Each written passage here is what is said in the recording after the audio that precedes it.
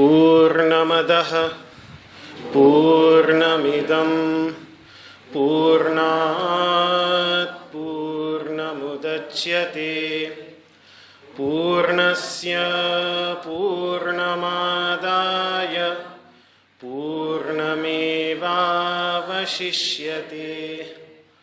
Om Shantihi Shantihi Shantihi.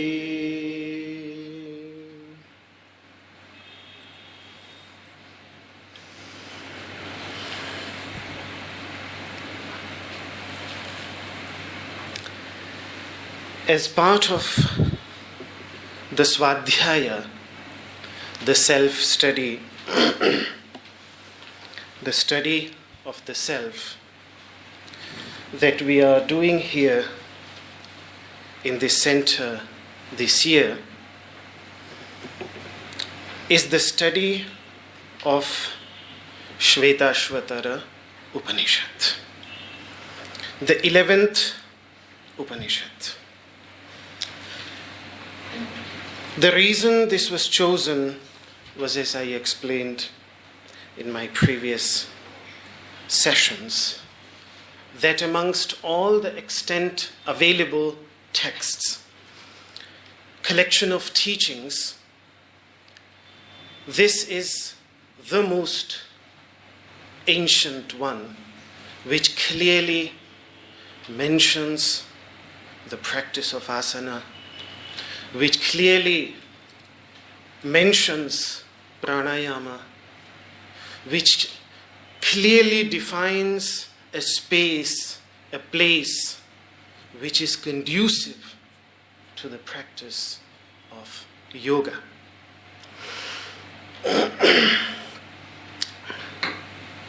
The setting of this collection of teaching is also very beautiful. In the beginning, no specific teacher is identified.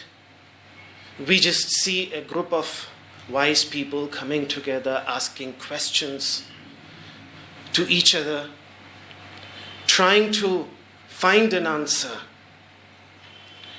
And when they could not reach a conclusion through logical analysis, then we see them sitting down in meditation and trying to look for the answers within.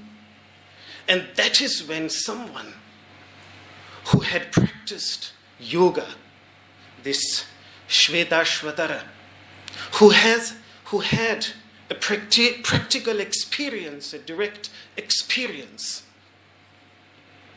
of these realities, really shines forth due to whatever he was saying was based in his experience. And thus then, his teachings are collected as Shvetashvatara-Upanishad. The name Śvetāśvatara, the one with white horses, is usually symbolically explained by the masters, by the commentators of this text. Someone who has purified the horses, which means the senses, through the practice of pratyahara, withdrawal of the senses, settling down of the senses. The mind is also a sense And of course, so meditation and pratyahara, it requires all the different aspects. So we come back that quintessentially what Śvetāśvatara means, a practitioner of Ashtanga yoga, of the eight-limbed path of yoga. That is how the commentators explain it. Now in this Upanishad, we were studying the very first mantra, because we have just started recently. So the first mantra, I'll just recite it and then Om Brahma-vādino vadanti kāraṇaṁ brahma kutasma jātā jīvāma kena kvacha saṁpratiṣṭhāḥ Adhiṣṭhitāḥ kena sukhetareṣu vartāmahe brahmavido vyavasthāṁ. You can also quickly read the translation. Om, those who discourse on Brahman, pure consciousness, or the sacred teachings, say, what is Brahman, the cause? From where are we born? By what do we live? And into what do we merge? O you who know Brahman, then here I corrected that because the people being addressed are many, so O you all who know Brahman, presided over, by whom do we live in pleasure and in the other, which means in suffering, each in our respective situations. This is the mantra that we were contemplating in some of our previous sessions, and we have already contemplated the first half of this mantra. Now the second half of this mantra needs to be contemplated, thought about, analyzed. Just to summarize, and those of you who were present in the previous sessions, do you remember how many questions? 5. Yes. The first question is about? Yes. Cause. The first one is about cause. The second one?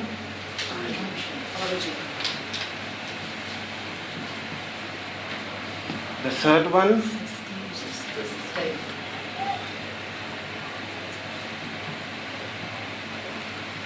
The fourth one?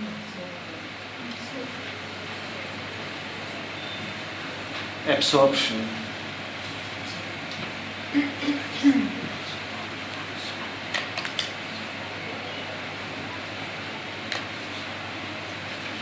And then the fifth one, Precede.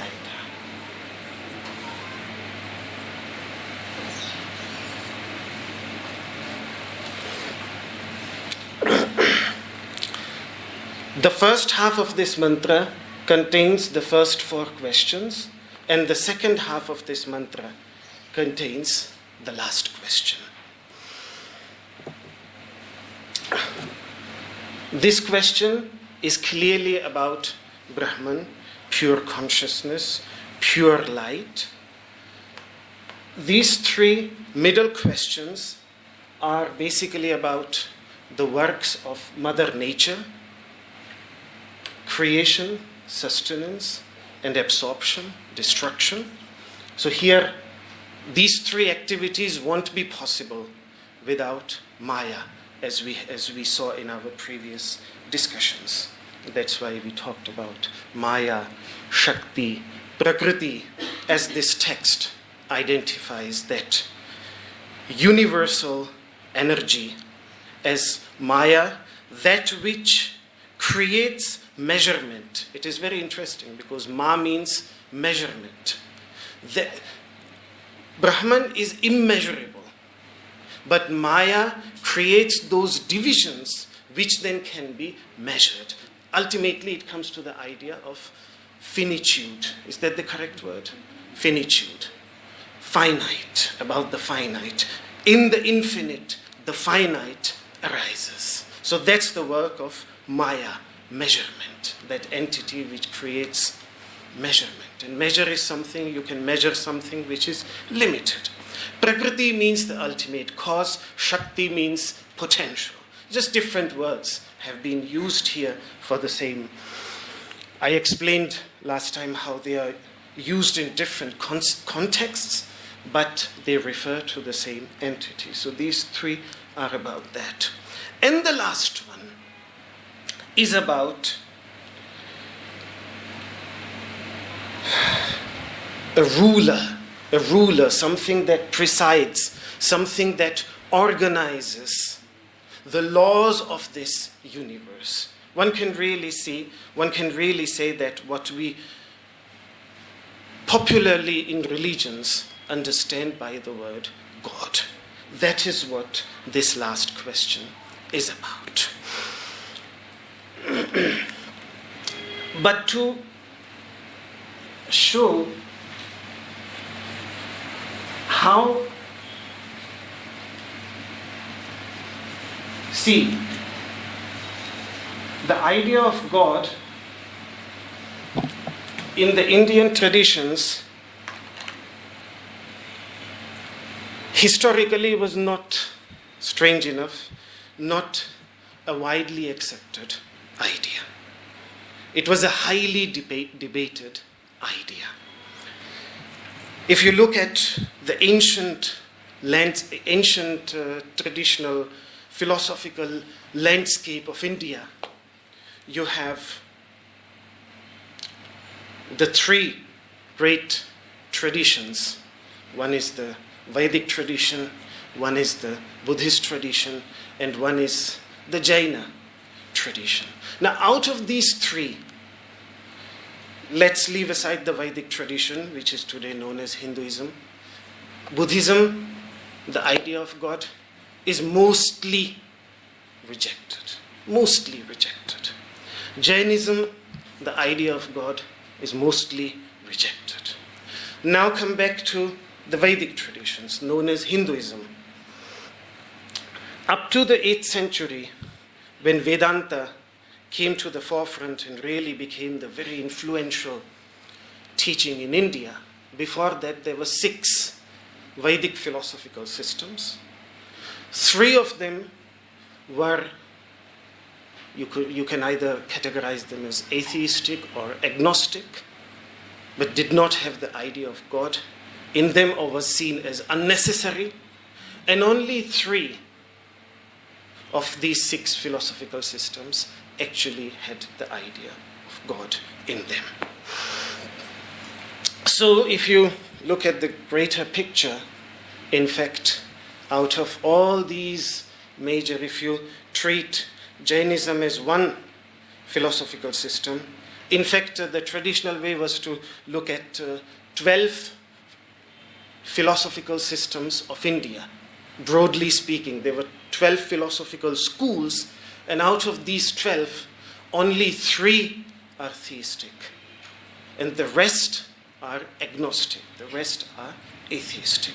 Some of them very vehemently deny the need or the existence of God. Now, the Vedantic position, the Advaita Vedanta position, the masters who developed their philosophical school on the basis of the Upanishads, have a very specific approach. For them, God is not the central theme. This is what I will discuss a little bit today, try to explain what is the central theme in the Upanishadic teachings. And many scholars believe that Vedanta is a collection of teaching of which the purpose is not to create new concepts, but ultimately break down those concepts. And so, Vedanta inherently does not have any position of its own. What it does, that it looks at several positions which are there and just tries to choose the best one. And the same approach many teachers of Advaita Vedanta have taken between theism and atheism. They say from the perspective of a sadhaka, from the perspective of a practitioner of yoga, from the perspective of someone who wants to practice meditation, who wants to particularly practice bhakti yoga, that aspect, it is better to be theist than atheist. Though you could have bhakti also in the atheistic tradition. So, for example, that doesn't mean that Buddhism does not have devotion, or Jainism does not have devotion. But what you then find there is that when I look at these devotional traditions, such as the devotional aspect of Pure Land Buddhism in China, or some other, because now in India Buddhism does not exist anymore, in that it's not widely practiced anymore. What I find is that really the Buddha or one of the other great Buddhas have literally been raised to the level of God, even if God as a concept is denied or it's not accepted. Because it's now in Vedanta, to focus, because now this question is about that entity. How does the idea of God fit into the perspective of Vedanta? This is a little bit that I want to talk about. Brahman, pure consciousness, pure light, is not God, first of all. I have to make it very clear. Even though many English translators of Vedanta, particularly in modern times, and some also quite influential, translate Brahman as God. But for me, that's the worst thing that has happened. Either then use what some Christian mystics have used, Godhead, Godhood, use that, but don't use the word God as a translation for Brahman. And why I say that? Because the way the Upanishadic teachings understand it, the Vedantic masters understand it, Brahman encompasses everything. It encompasses the creator as well as the creation. So if I want to say, just picture it, I think the best way is to picture it as an oval circle, because that's how would you picture the infinite? I think even the idea of the Shiva Linga, the sign of Shiva which we see in temples, comes from this, because the universe is seen in an oval shape in the ancient, the universe, everything. That's why Brahmanda, the egg of Brahman. So the oval shape. Now, this contains everything, even though Brahman is formless, nameless, totally, but still, let us use this shape for the sake of understanding. Now, so this can be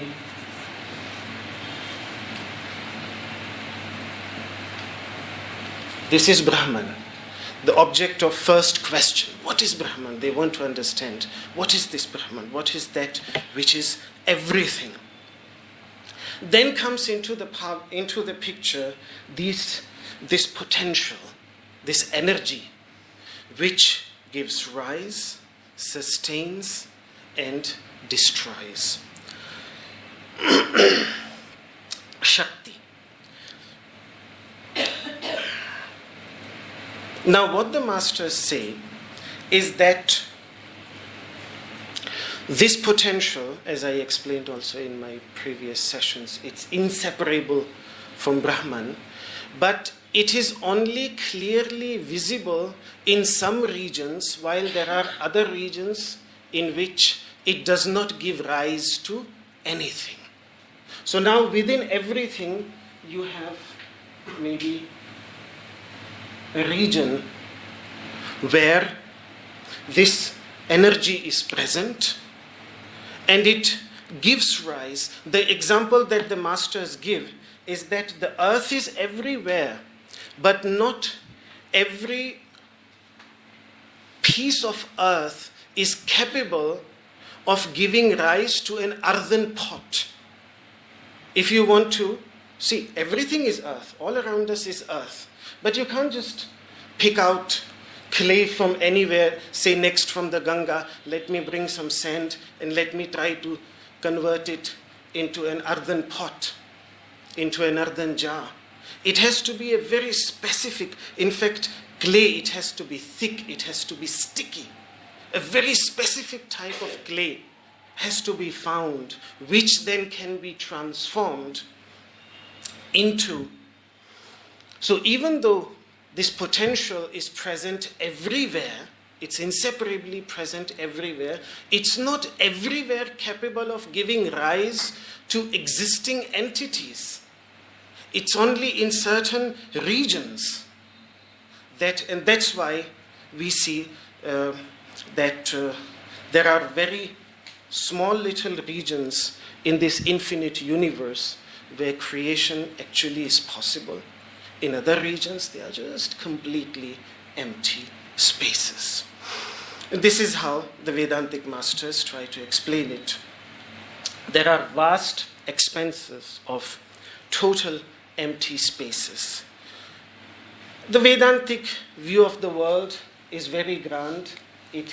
So this would be one creation, and like this you can have in the infinite universe, you can have infinite numbers of universes in the grand scheme, grand understanding of Vedanta.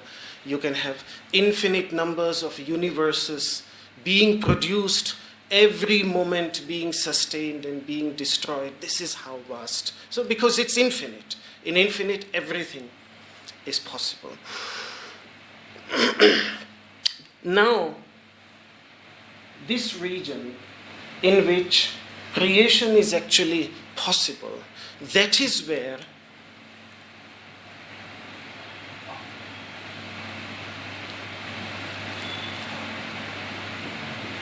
Prakriti, Māyā, Shakti is most active.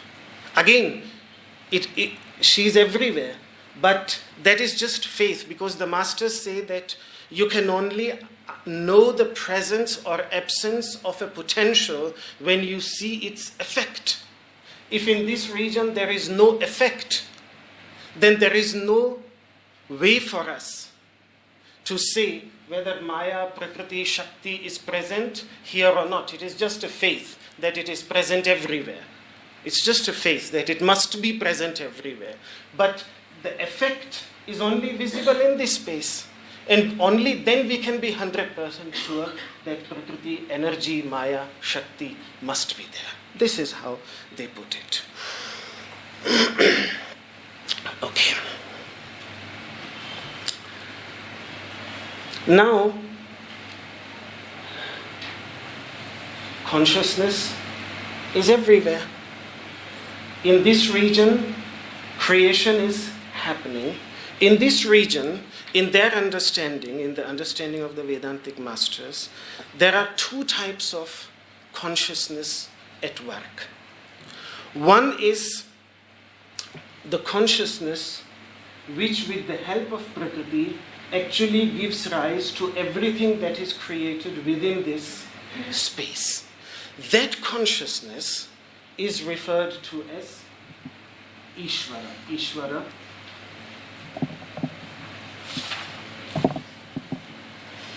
Which is God. And that's why now you can see why Vedanta sees God as a limiting concept and Brahman as the limitless concept. And within this region, you have also tiny little places where consciousness is extremely limited to these tiny little entities, physical bodies, and they are referred to as jīvā. Jīva, which means the individual soul. The creature, the creator, and the power of creation. These three, they are in this region.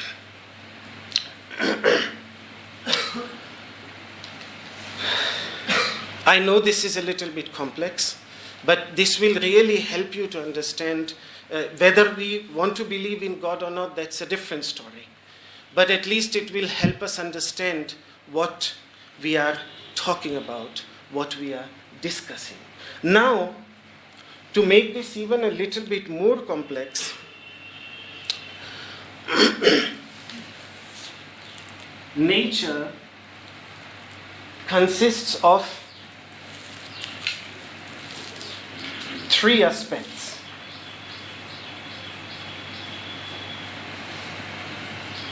Sattva,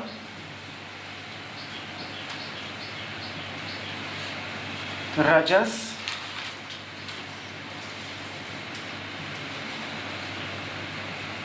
and Tamas. That is, these are the three gunas in the understanding of yoga, in the understanding of Sankhya. These are the three gunas. Rajas, you see, whenever there is energy fluctuation, there will be a crest, a trough, and an equilibrium. Sattva is the equilibrium, Rajas is the crest going up, and Tamas is the trough.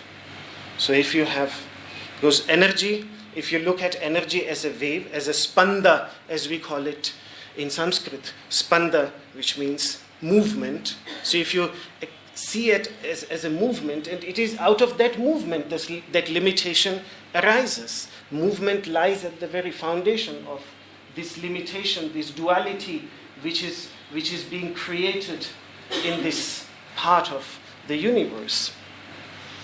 And Prakriti, energy, has to have these three aspects. Energy, because it's like a wave. It cannot be totally in equilibrium. It has to go up.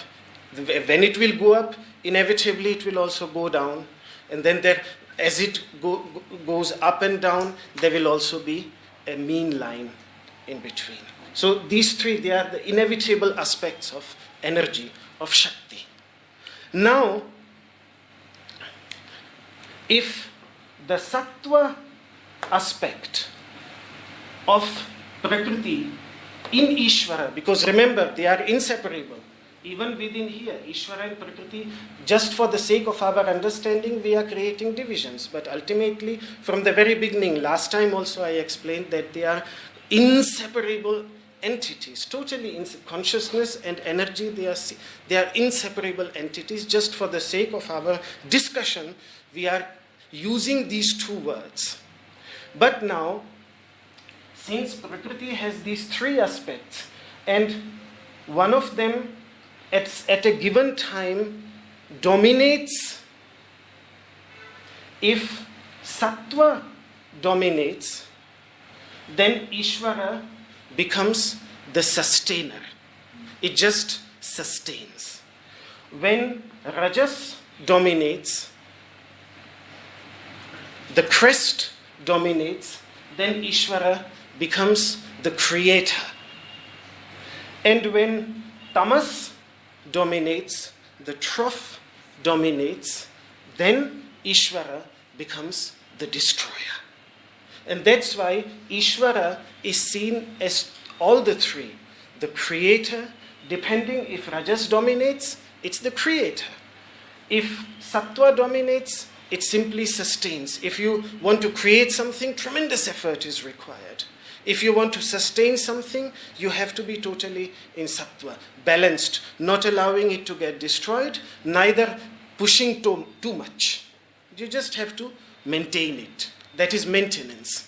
And if you want to destroy it, then Tamas is what is required. Then let it go. Let it fall down, and it will be destroyed. And this is why then Īśvara is further divided. Many modern Indian masters, they say God, generator, organizer, destroyer. G for generator, O for organizer, and D for destroyer. That is God. So, but that is because Prakriti is doing the work. Brahman, nothing. Brahman doesn't do all of this. It is this Prakriti, and these three aspects of Prakriti, which when we look at Brahman in here, it appears as Īśvara. When we look at ourselves as limited entities and the consciousness that gives rise to everything, when we look at that consciousness, then we perceive it, religions perceive it as Īśvara, as the creator. and depending on which one dominates, that is where the other three words, Brahma, Vishnu, and Shiva, come into the picture. This doesn't mean that there are three gods. God is one. But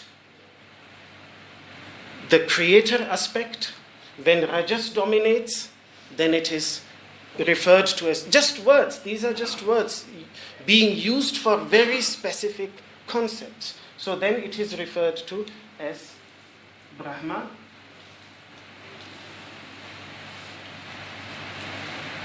don't confuse it with Brahman and Brahma, very different. Brahma.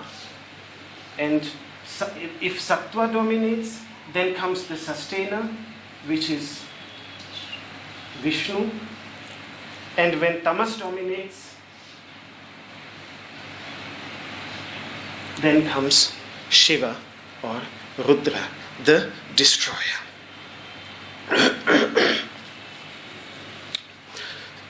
So, now in this diagram, if we have understood particularly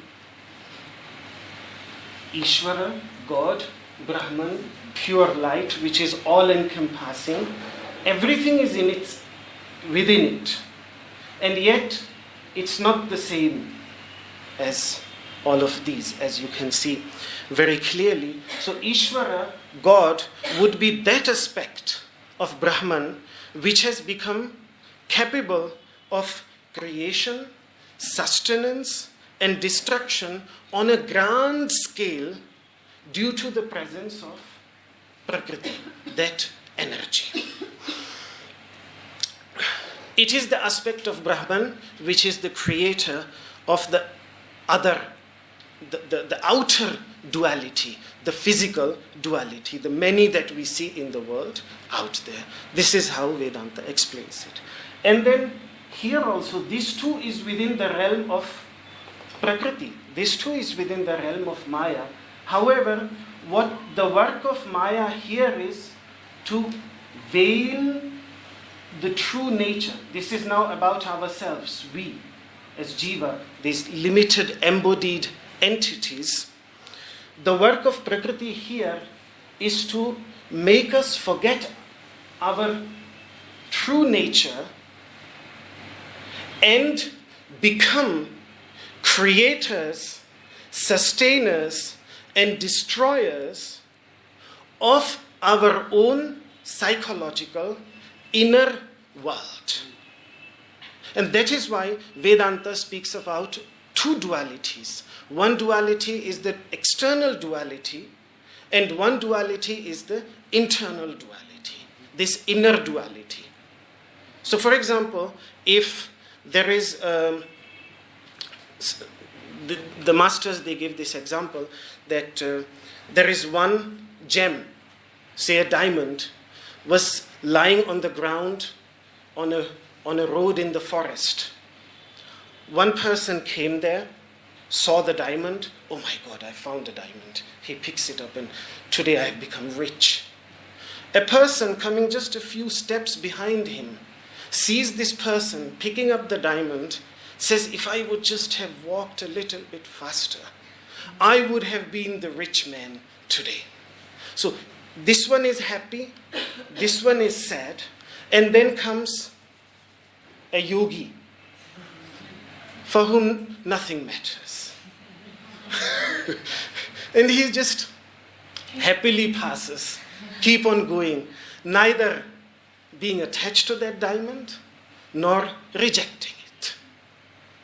So it's one diamond, but the different perceptions that these three people have, that is their reality. We are the creators of that reality. The other example that the masters also give is that of a woman in a family. For her father, she's the daughter. For her husband, she's the wife. For her brother, she's the sister. For her son, she's the mother. She's just one person. Yet each one of them instead of looking at her as she is in her own true nature, defines and expects her to behave according to their own relationships to that woman. The father wants that she should behave like my daughter, she should be respectful to me. The husband, she has to listen to me. The son, Mama, you don't love me, you have to love me. I'm your son. So everyone has expectations. This duality is the duality which the masters speak of, the duality created by the jivas, by the individual consciousness. The moment consciousness comes with active energy, some type of creation arises. When it arises on a grand scale, it is the external duality, and when it arises on an individual scale, then it is the internal duality. What the yogic and the Vedantic masters, they say is ultimately is that this external duality is not at all problematic. It is completely fine. Everything is fine out there. The problem is not this external duality. Be happy that it is there. Be thankful that it is there. The problem is the duality which we have created in our mind. The separation which we have created in our mind. And as an attempt of that, the Vedantic masters chart out this path of experiencing Brahman here and now. Even if we are these tiny little circles, it's part of this. It's within this. This is now and here and now present within ourselves. It's just a matter of looking within and experiencing it. The point why I was trying to tell you this is that this gave rise to what I see as a very beautiful outlook in the Vedic traditions, which became all-embracing, which means that then the method of worship, your belief did not matter. Once the scheme is understood, then that's why in Advaita Vedanta tradition, whether someone worships Krishna, whether someone worships Shiva, whether someone worships the Divine Mother, whether someone worships the sun, whether someone worships Ganesha, Ganapati as a representation of Om, it doesn't matter. It really doesn't matter. In fact, so often, particularly in the Vaishnava traditions, and I myself, from my father's side, I'm born into a Vaishnava tradition, but I realize this misunderstanding amongst the Vaishnava traditions that they very often refer to the Shankar Acharya's Advaita Vedanta tradition as a Shaiva tradition, which is the biggest misunderstanding that can be there. In fact, Shankar Acharya's family deity was Laddu Gopal, the small Gopal, the tiny little Gopal, the clan deity was Krishna. And before he left his he left his family to become a monk. And I'm talking now about Shankaracharya, the most influential figure in the history of India, at least in the spiritual history of India, because after him comes it's like a watershed event. He's in Rishikesh. Everything that we see is in the tradition of Shankaracharya. And when he left his home to study and to become a monk, he had to take the blessings of his of his mother. That's what I wanted to say, of his mother. So he could not become a monk without taking his blessing from his mother, as well as, which means she had to accept. And also he went into the temple of Krishna, which is there next to his family home. It is still there, though 1200 years have passed since then. If someone goes into the village where he was born, the temple of Krishna is still there. And in most of his works that are available today, in the beginning, when he starts his work, his first prayer is always to Krishna. So he is in fact a great Vaishnava, but he's just not limited to one deity. So ultimately you will find hymns by Shankar Acharya to all the deities without any distinction. And that is the scheme which becomes very, very universal. Okay. So now, the purpose of Advaita Vedanta is not to understand God. That is a very limiting concept, as you can see. It's a limiting concept. Here you can, in this chart, you can very clearly see why it is it is still a limited concept. The purpose of Vedanta is to experience this Brahman as it is present within these tiny little spaces, which means within oneself. What you can say, just to make this a little bit more understandable, what does it mean to experience Brahman? How is it present? How is it present within ourselves? As the psychological environment in which every thought and every idea arises. I think this is a wonderful description. The more we think about it, particularly from a meditative perspective, the inner environment, and why this is such a beautiful description is because, do you notice something very important, that we always notice and value things that arise in the environment, and we overlook the importance of environment itself.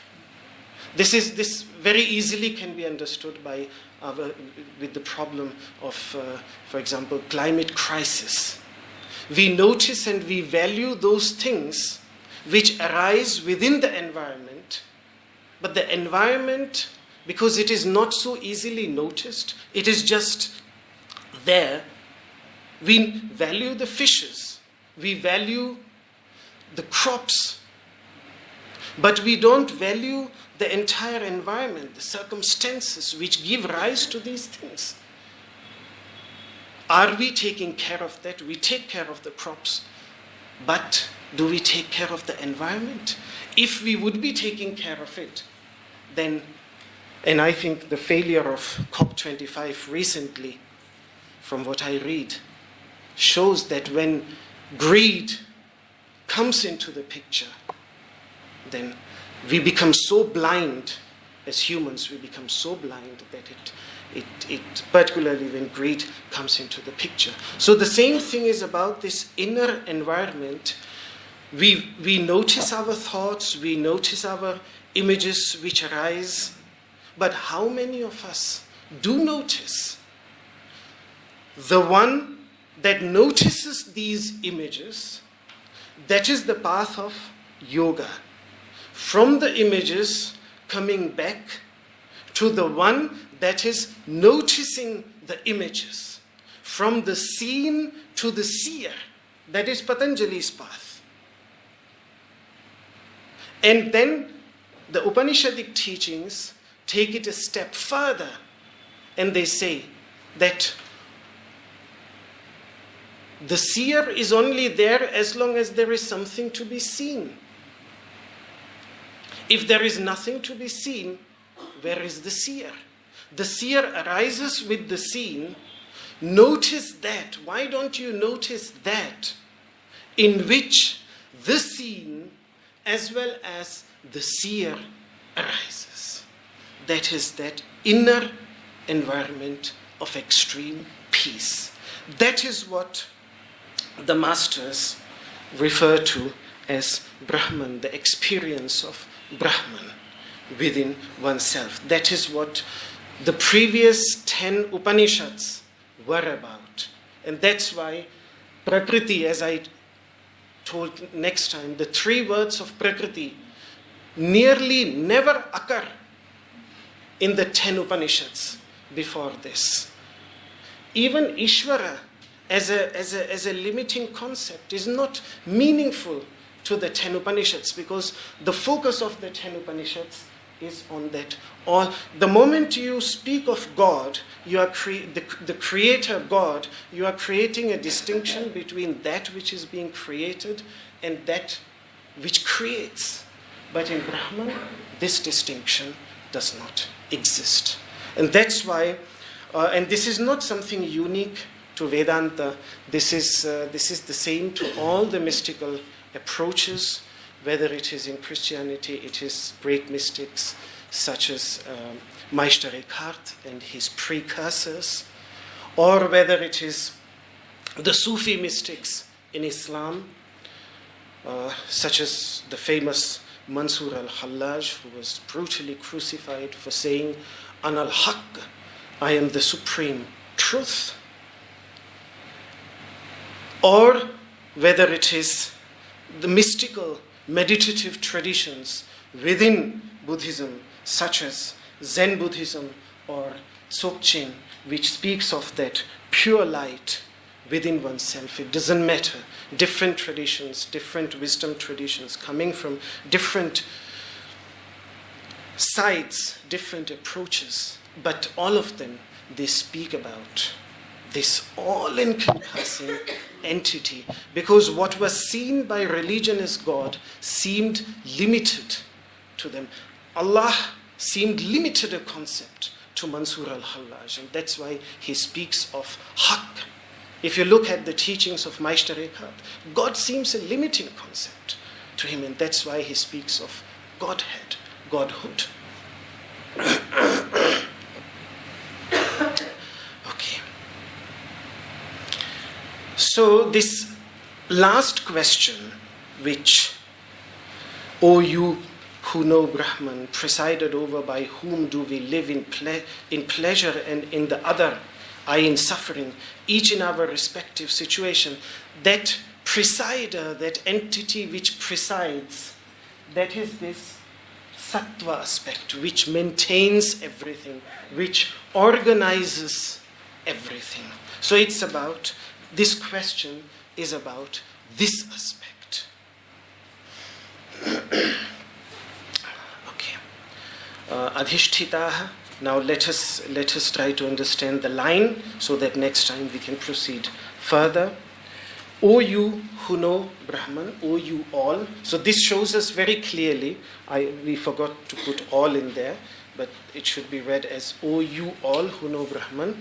So this shows that this question is not being asked to one particular teacher, but this group of Brahma-vādis, this group of the ones who were well versed in the teachings, as well as some of them at least had a direct experience of this consciousness as it is in its pure nature, without the movements created by the energy aspect, where the energy is in its equilibrium, neither in its rajas aspect, because again, Brahman and energy, they are inseparable, but Brahman as it is, that pure consciousness as it is, in the absence of the crests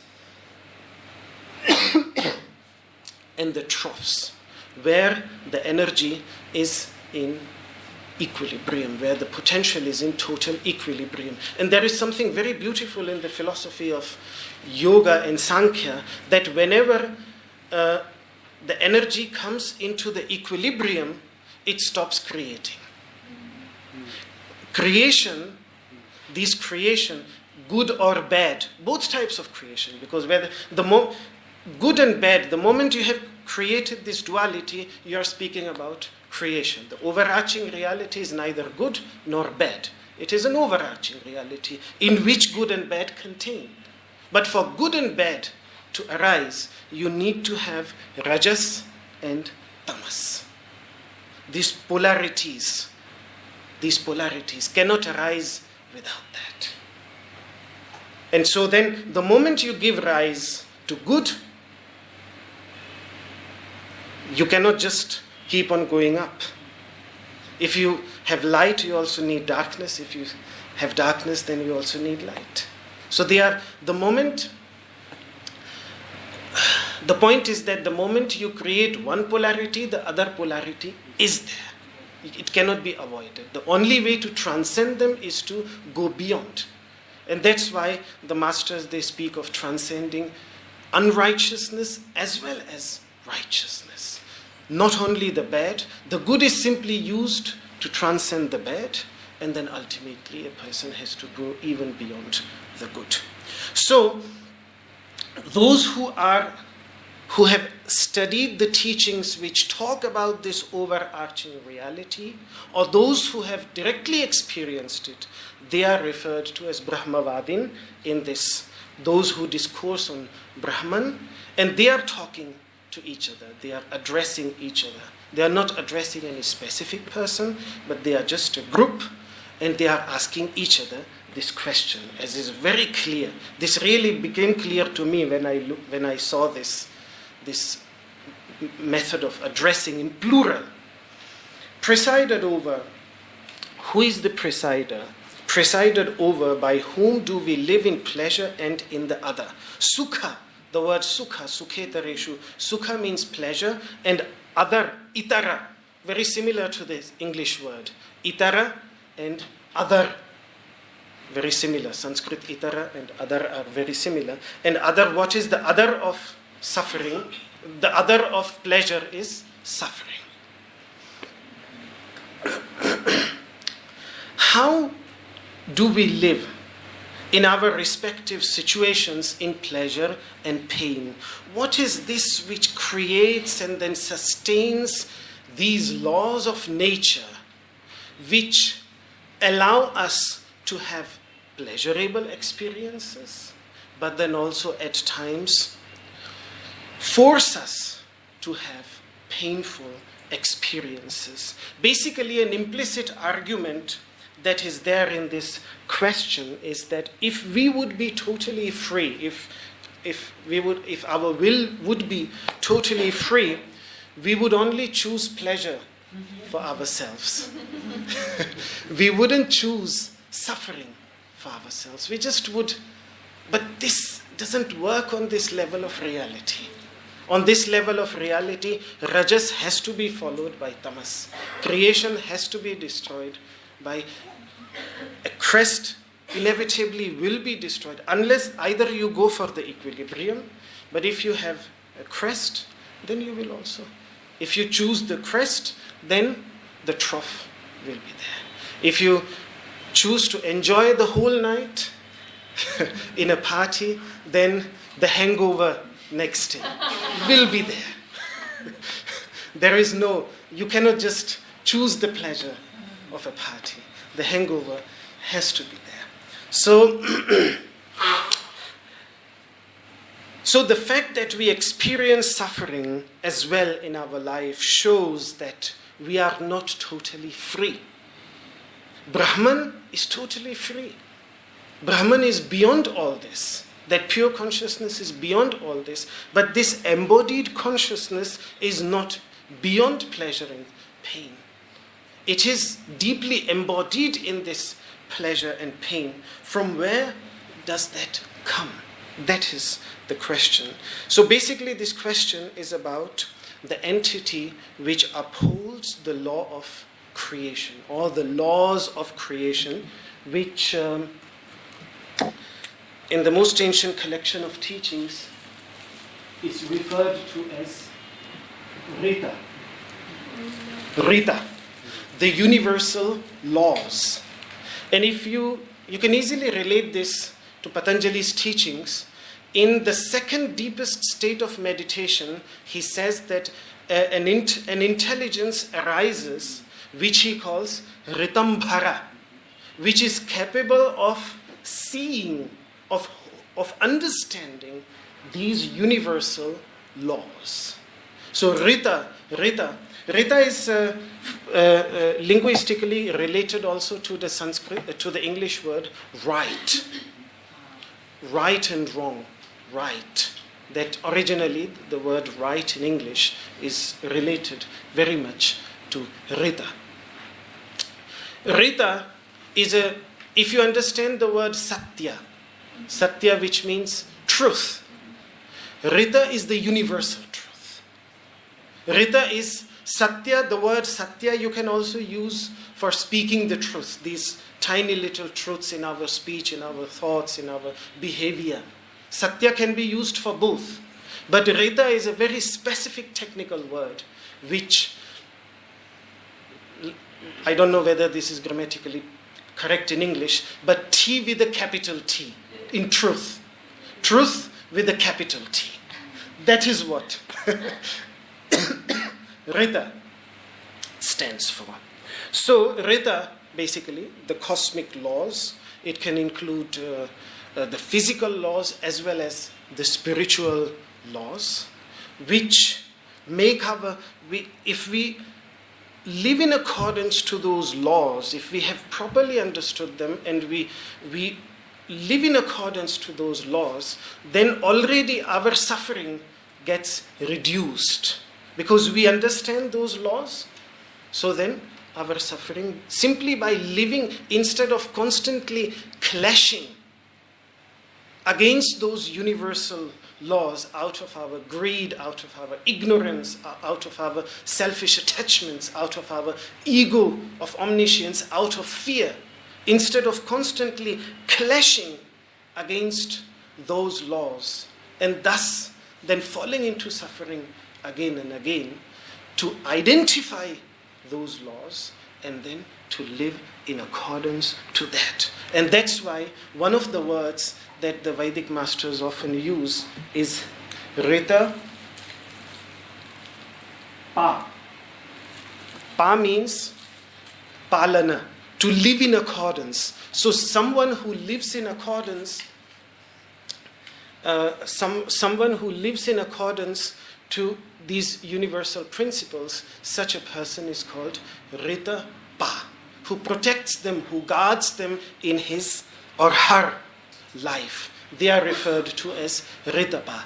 So when the extremely ancient Vedic masters from the Rig Veda, etc., use this word, sometimes they use it, for example, for the natural forces at work, for the sun, for the moon, for fire, for wind, for water. All these entities which make our existence possible. But then they also use it for the devotee, for the yogi, who lives in the awareness of these universal cosmic laws.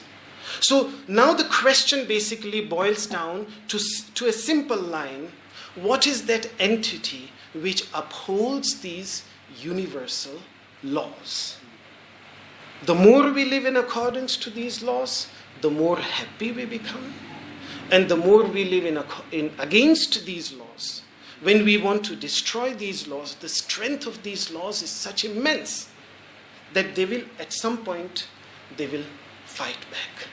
And because I sometimes like to look at it as the checks and balances of the physical as well as the psychological world. And if you destroy these checks and balances, you create a mess. Whether you do it out there or whether you do it in there. Today, with knowledge, we have acquired such immense strength that we have acquired to some extent the capacity, the capability to destroy these checks and balances in the world around us. And we are in fact really doing it. That's why we have the climate crisis. These rishis, they did not have the climate crisis.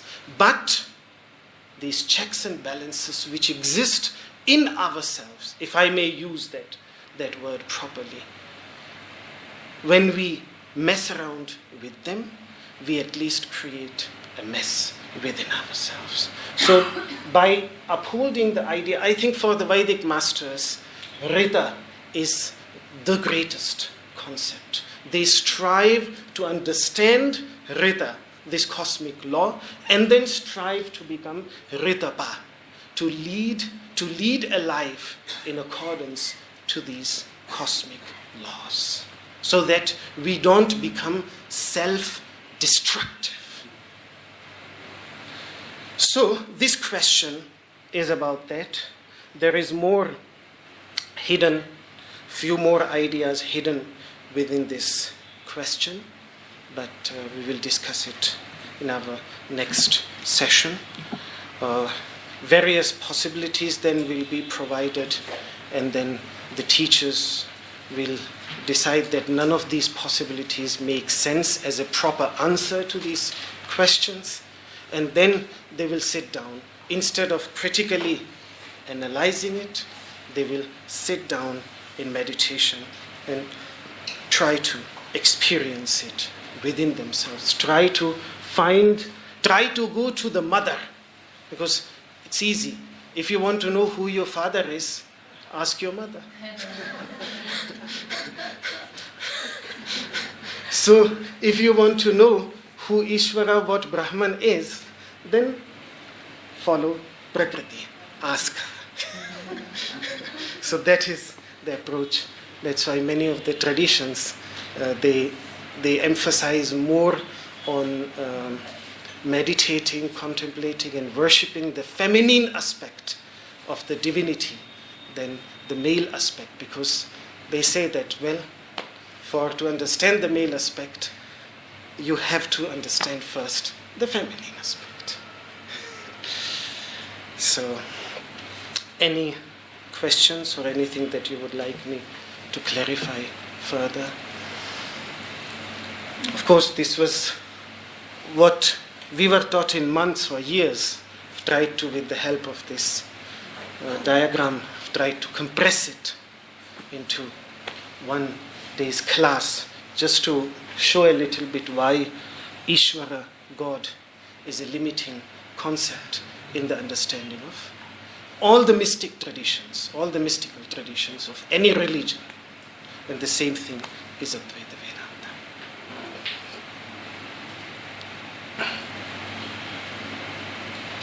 What's the difference between Brahman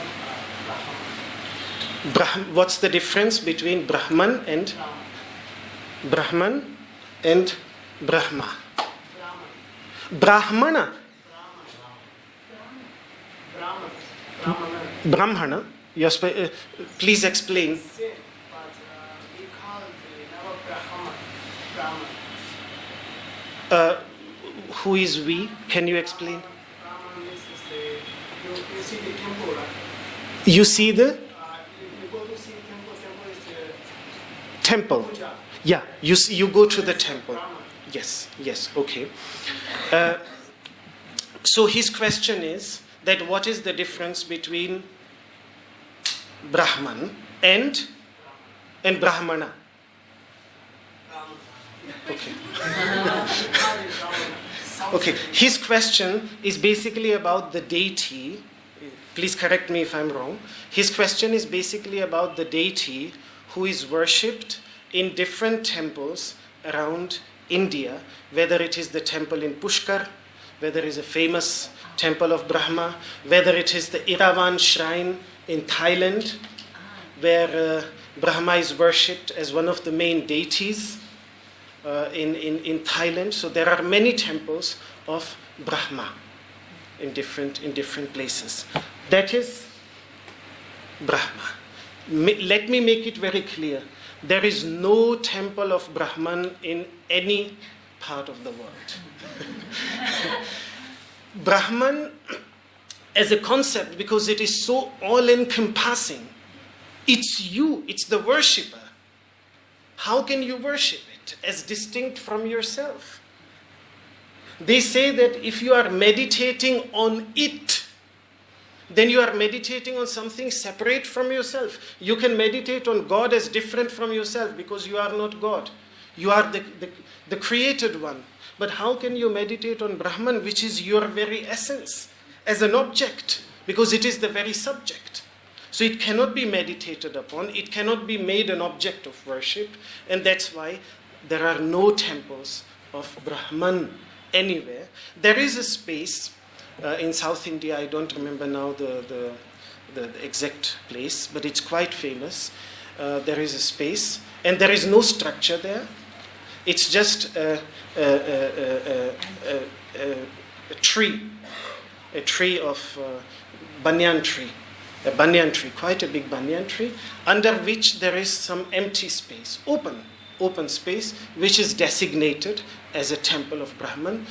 No statue was originally there. Now what people have done, they have brought many statues. So all the different statues are there, but there is no statue of Brahman there, yet it is a temple of Brahman, yet there is no temple there.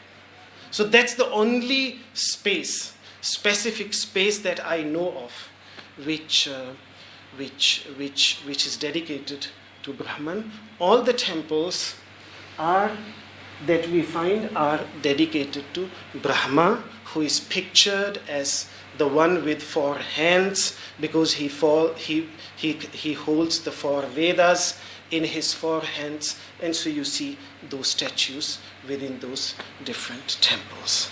So that's the deity aspect, that is the creator. Out of these 3, the creator, out of Brahma, Vishnu and Shiva, you can have temples of Vishnu, you can have temple of Brahma, you can have temples of Shiva. Yes. So, just on Brahman again. Sorry. On Brahman again. Yes. You're saying that it's your essence, my essence. So it's the essence of everything. Is that correct? Yes. So his question was that, coming back to Brahman again, is Brahman the essence of everything? Of me, of you, of everyone? Yes, it is indeed. It is, as I said, it is the very environment from which everything springs out, in which everything exists, and into which everything goes back, marches. That environment. That's why after all the worship rituals are over, external worship, fire rituals are over, what happened in the Vedic traditions is that now, after all the rituals are over, sit down in meditation and meditate on the last mantra of the Yajurveda. Om Kham Brahma. Om, empty space, is Brahman. Meditate on that infinite empty space as a symbol to that infinite empty consciousness which is referred to by Brahman, in which everything arises, in which everything exists, and into which everything merges. Yes? Does Brahman precede the Big Bang?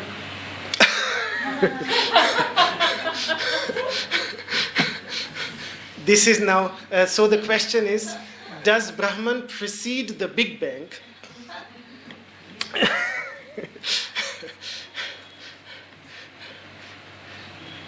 I understand that Big Bangs are constantly happening, and in different universes, from that nothingness, something arises, starts to expand, and then ceases to exist. Now, all these, that's why I gave this example, this part of creation. Then you can have so many different parts of creation in it, all around, an infinite number. All that happening. It's not even space, because space in itself is created out of it. Akasha, come. When we meditate on space as Brahman, it's just taking, because there is no other statue, no other symbol possible for Brahman. So we use that infinite space, physical space, but ultimately even that physical space arises in the understanding of the Tasmade Tasmadatmanaha Akashaha Sambhutaha. What the Upanishadic masters say, it is from this Brahman that even space arises. Space comes into existence. Akasha, space, prakasha, light. Both arise from it. So yes, it precedes the Big Bang. If one would answer it from the perspective of the Upanishadic masters. They too, they had an idea of a moment of creation, but for them that was not the first creation. That's the only difference. The moment of creation is not the first creation. Such creations have been happening from time immemorial. They will continue to happen into infinity. They have been happening from infinite time, and they will continue to happen. And they are constantly, even now as we are sitting, in this 1 hour, millions of universes, new universes came into existence. This is the grand idea of Advaita Vedantic masters of this universe. So yes, Brahman. Yes. Can you speak a little bit about the Atman? Okay, a little bit about the Atman. I think what I can say is that the word Atman, depending on the context, sometimes is used for this, sometimes it is used for this, and sometimes it is used for this. So now, as we have the scheme in front of us, it is always the context where we have to ask the question. In that particular context, is Jiva Atman meant? Is Īśvara meant? Sometimes referred to as Paramatman, or is Brahman meant? That the context has to decide. But when the Upanishadic masters say, this Atman within me is Brahman, what they mean is that this tiny little space, which is part of this infinite space, within this tiny little circle, if you look at it without allowing your understanding to be conditioned by this circle, it's the same as this. That's all. So this Atman, if you look at consciousness within oneself beyond those tiny limitations, just in meditation you can do that. Remove this limitation. That is what the Shanti mantra, Om Purnamadah Purnamidam, which is such a famous Shanti mantra, is all about. Look at it beyond these tiny limitations. As long as you look at it with these tiny limitations, they seem tiny little spaces. But break those limitations, at least conceptually, and then you will see it's the same infinite space. That's all. So, Atman there is used as a word for this infinite space as it is present within myself, and when I want to refer to it as out there, we use the word Brahman. So there is some slight difference between the way Atman and Brahman is used. But if we don't understand these tiny little, very subtle differences, then I've seen the English translators create so much confusion at times. Even introductions to Hinduism about these three deities, there is so much confusion, because this word, like the word Brahma, has been used for the supreme principle. In the Vaishnava Puranas, the word Vishnu is used for this as well as for this. In the Shaiva Puranas, this word Shiva is used as well as this and for this. So then it creates so much confusion. But if once you have grasped the algebra, the very XYZ of the teachings, then there is no confusion at all. Yes. Speaking of Brahma and confusion, is there a relation to Brahmacharya? To Brahmacharya, okay. What is the relation of Brahman with Brahmacharya? Charya means a way of life. Like Bodhicharya in Buddhism, Bodhicharya, a way of life that leads to Bodhi, to realization. So similarly, Brahmacharya, Charya means a way of life that leads to the awareness of Brahman. And the word Brahman is also used for the extremely ancient teachings about this, about Brahman. The Vedas, the four Vedas, they are also referred to. That's why the Brahmana caste in India, whose job was to take care of this Vedic wisdom, the one who studies Brahman was known Brahmana, which then later on became a caste and then a sad institution, a problematic institution. That's a different story. But similarly, Brahmacharya simply means a way of life that first of all allows you to study the teachings about Brahman and then ultimately experience Brahman, a way of life. Usually by brahmacharya we mean sexual abstention, but that's a very tiny little part of it. Brahmacharya is a far grander aspect. What is meant is brahmacharya, depending on the context. If we are talking about brahmacharya being practiced by a married couple, then it's not total sexual abstention, but then it becomes more limitation, like fasting. Like we fast, we limit our intake of food for a certain purpose. The same thing, just to extend it a little bit. Limitation, not overindulgence. So it's basically avoiding overindulgence, so that that energy can be used to create, can be used to strive in our yoga practice, etc. Yes? How do we experience Brahman practically? Like, I understand everything intellectually, but like, how do we... Yes. That is what is always the dialogue between the practice of yoga and between Vedanta. Vedanta gives us so her question is, how do we experience Brahman practically? The only way is to settle down the mind in meditation. Whoever ever has experienced it has only experienced it with a settled, a peaceful mind.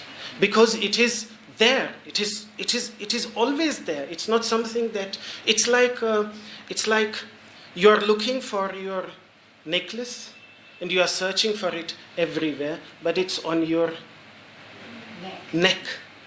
You are just not peaceful enough to look at yourself, and you're just hopelessly searching for it everywhere. So that's why these teachings of the masters of drawing back our attention back to ourselves again and again, which is what yoga, the whole practice, ahimsa, the yamas and niyamas, asana, everything is about. That simply to train this extrovert, externally facing mind to be internally facing. And because the mind is so much conditioned with names and forms, to be able to grasp that in which names and forms arise, but which neither has a name nor has a form, that requires preparation. So the path of yoga, the path of Ashtanga yoga, is just a preparation for that practical experience. So whether it is the Christian mystics, whether it is the Sufi mystics have elaborate techniques of meditation. So the same is true about the Christian mystics. The Buddhist mystic, Dzogchen, are amazing, I think the most powerful practices of meditation, and in yoga also. So yoga is that very practical aspect. Without that, of course, that's why the philosophy of yoga, Patanjali's yoga, has been studied over the past 1,200 years as part of the Vedantic understanding. Because similarly, every time we had these discussions amongst the Upanishads, somebody asks this question, but then how to experience it? The answer is always yoga. The answer is always yoga. That's why this Upanishad is about yoga. That's why this Upanishad speaks about asana, speaks about meditation, speaks about pranayama. Yes. So, if still there is any question, I'm here. You just feel free to ask me, but let us finish, let us conclude.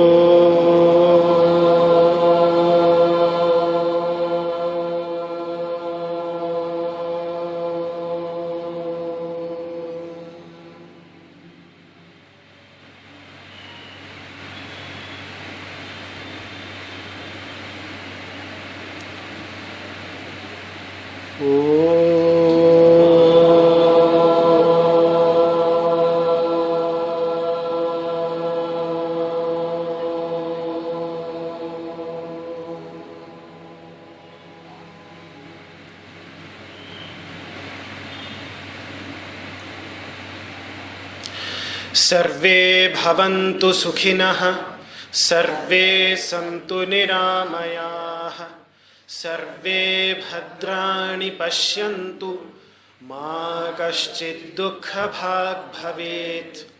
Om Shantihi, Shantihi, Shantihi. My humble salutations to you.